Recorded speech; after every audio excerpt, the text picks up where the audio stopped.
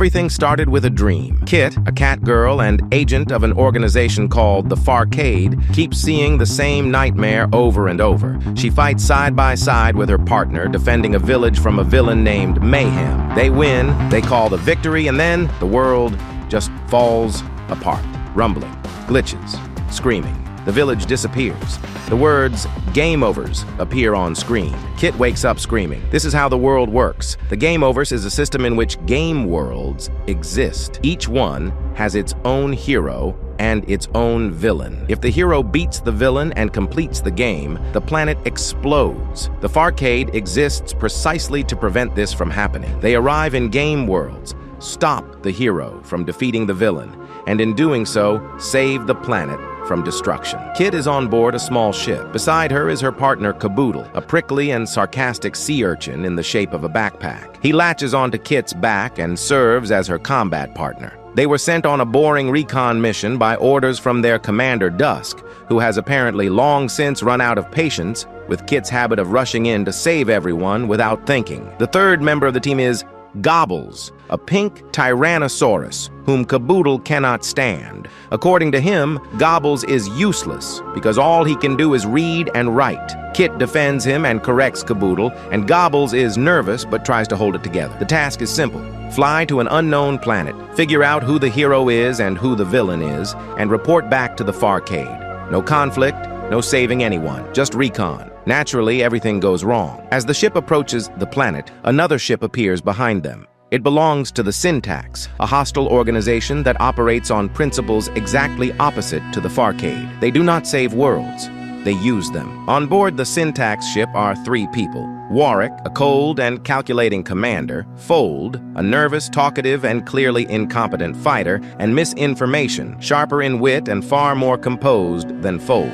They spot the Farcade ship and open fire. Fold shoots at them, and one of the blasts hits the hull. Caboodle tries to fix the emergency shields while Kit dodges the attacks. The shields are eventually restored, but the ship still loses control. Caboodle falls to the planet separately from the others. Nimble, the ship's computer, reports that self-repair will take a while. Fold, meanwhile, gets an earful from Warwick for letting the Farcade ship land exactly where Warwick had ordered it not to go. As punishment, Fold and Misinformation are sent down to the planet to carry out what is called a harvest mission. Find the hero, help him beat the villain, and after the planet explodes, collect the float, which is the energy of the destroyed world. Kit and Gobbles land in an underwater game world and almost immediately meet Flappers, a dolphin of extraordinary cheerfulness and simplicity. He carries them on his fin across the entire ocean. Gobbles uses the trip to teach Flappers how to read. They arrive in Coral Reef City, a cozy underwater town where everyone knows each other and everyone calls Flappers a hero.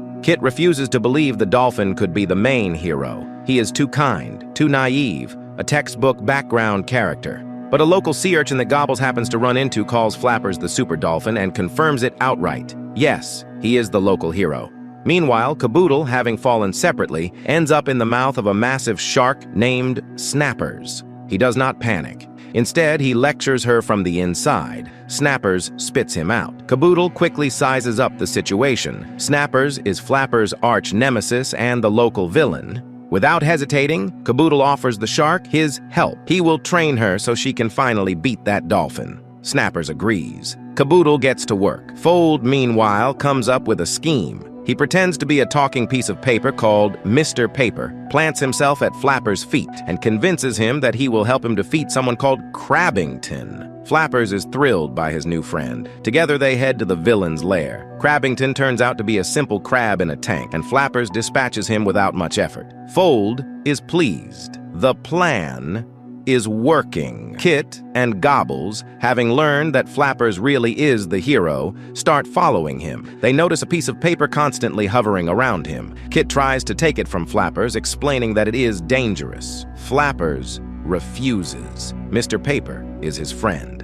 Then Kit makes a desperate move. She tells Flappers the truth directly. If he beats Snappers and completes the game, his entire world will explode. The planet immediately begins reacting to the disclosure of information about the Gameovers. This is a violation of the rules. Gobbles panics. Fold shouts that they are all dead. Chaos erupts. Floaties, small ghostly creatures that are something like fragments of destroyed worlds, start crawling out from everywhere. Flappers, rattled by what Fold tells him, runs away. Kit is left surrounded by floaties and blames herself for the failure. This is the moment Gobbles does something no one expected from him. He stops Kit. He tells her directly, this is not her fault. She wanted to save people. That is not a flaw in her character. That is her strength, and they still have time. Snappers has not been beaten, which means the game is not over. If they find Snappers and help her hold out against Flappers, the world can still be saved. Kit listens. She agrees. They move on. They find Caboodle in the Sharkcano, where he has been training Snappers the whole time. The reunion is brief because Flappers arrives right behind them with Mr. Paper. Misinformation and Fold are there too. A fight breaks out on multiple fronts at once. Kit battles the syntax agents. Caboodle tries to support Snappers. Flappers attacks the shark with the fury of 20 years of pent-up resentment. Snappers fights desperately, but in the end, Flappers wins. He is overjoyed. He did it.